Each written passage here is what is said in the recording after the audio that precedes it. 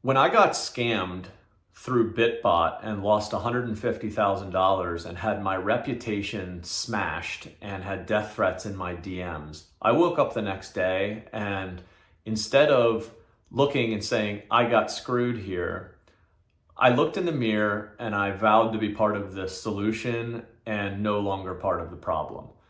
I helped perpetuate that fraud unknowingly. I lost money myself, but I was advising that team. I was giving them visibility. I was helping them with how to market it. And really, I was part of the problem of why they were able to scam so much money from investors. Approximately $8 million, I think, that was taken.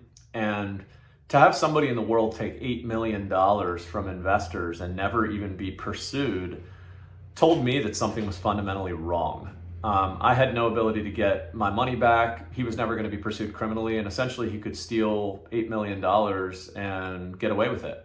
And when you have somebody with as much technical knowledge and experience as an advisor in this space, as a KOL, as somebody who's led a project, lose the amount of money that I did, systemically something was wrong and there was a problem that needed fixed. And Assure DeFi was the company that I built to address that problem. Assure DeFi was the first company in the world to offer what's known today as Project KYC.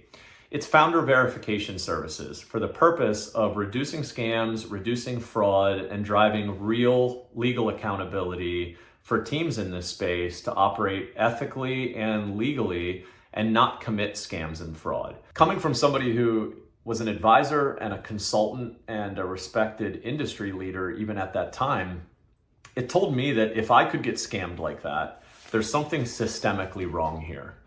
So what I started doing was when somebody DM'd me, I would send them a reply that was a canned reply that asked them, essentially what the reply said was, thanks for your message. I'd be happy to consider working with you if you're willing to jump on a Zoom call with me and give me your passport details. I'm sure you probably know how that went. Only about 1 in 10, maybe 1 in 20 would actually DM back and say, sure, happy to give you my passport details. Let's set up the Zoom call.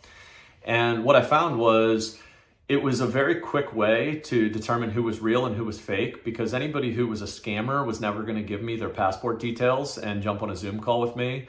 And those that were willing were typically way more credible. They were legitimate people who were building something and they genuinely wanted help. People who are investing money want to know that somebody has accountability to the money that they're investing.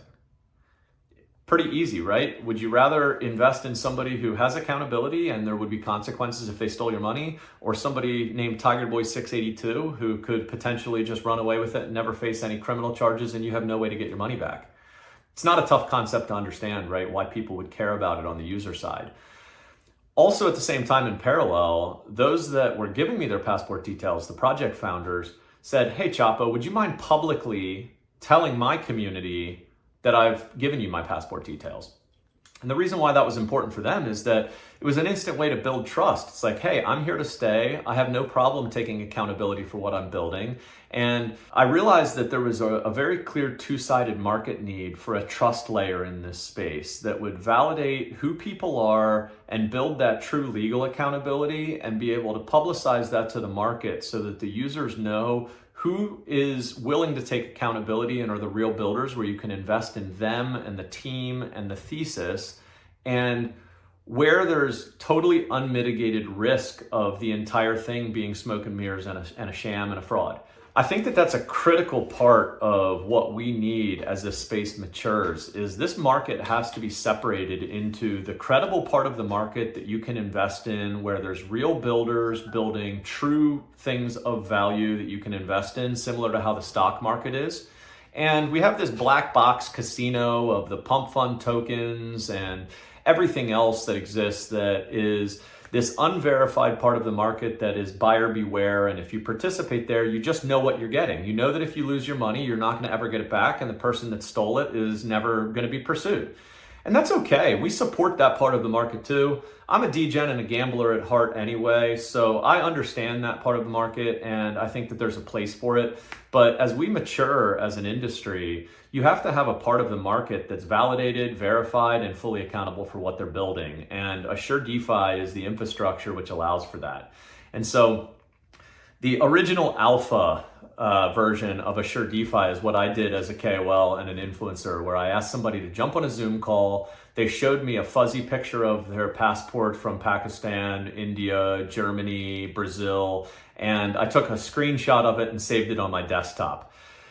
Obviously, not the right way to verify somebody. I had no ability to see whether they were on watch lists. There was no validation of who they were as far as their role with the project, no tying social media accounts to them. There was no real documentation of legal accountability there for what they were building. But it was a start and it was an alpha. But I realized that somebody needs to do this right. And after running Assure DeFi for about a year in early 2022, we realized that that was woefully insufficient for what's required to establish real legal accountability and documentation for the complexities of Web3. And so I connected with the digital asset task forces for the FBI, the IRS Criminal Investigation Unit. I also retained a top criminal blockchain attorney based out west in the United States in San Francisco.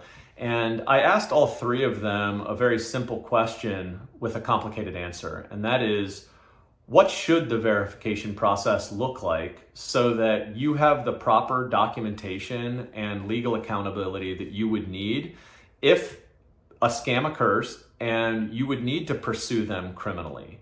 What would that look like? And in an ideal world, what kind of documentation would you have so that you can be confident you'd be successful going to court? That drove what V2 and our current process looks like today. So Assure DeFi's verification process has been built in collaboration with the FBI, the IRS Criminal Investigation Unit, and a top criminal blockchain attorney in the United States, and is the world's global leading process today for how verification should be done right. If you had your option between investing in a team that was fully verified and accountable and a team that could potentially scam you for your money with no recourse, what would you choose? That's why we built Assure DeFi. It's needed, it's essential, and more mature investors and people with real capital who are coming into the space, they'll expect it.